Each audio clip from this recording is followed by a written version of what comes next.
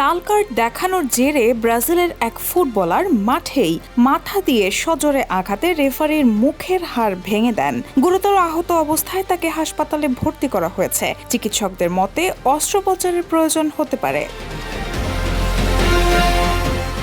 ঘটনাটি ঘটে ব্রাজিলের ইটাপেতিনিঙ্গা অ্যারেনাস অ্যামেচার চ্যাম্পিয়নশিপে অ্যাথেনাস ও সালভে কেব্রাদার ম্যাচে সহিংস আচরণের কারণে অ্যাথেনাসের খেলোয়াড় ফাবিনহোকে সরাসরি লাল কার্ড দেখান রেফারি জুলিয়ানো অ্যাসিস দে সুজা।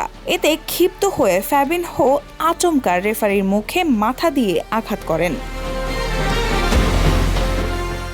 ঘটনার পর পুলিশ আসার আগেই পালিয়ে যান ফাবিনহো। পরে ইটাপেতিনিঙ্গা সিটি কাউন্সিল থেকে পৌরসভা আয়োজিত সব প্রতিযোগিতা থেকে আজীবনের জন্য নিষিদ্ধ করা হয় তাকে। পাশাপাশি অ্যাথেনাসকে টুর্নামেন্ট থেকে বহিষ্কার এবং দেশের ঘরোয়া প্রতিযোগিতা থেকে 2 বছরের জন্য স্থগিত করা হয়েছে।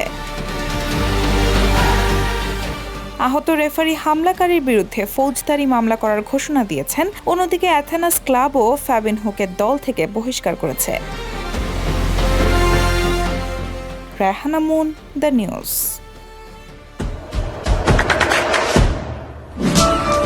দেশে দেশে সবার সাথে দ্য নিউজ।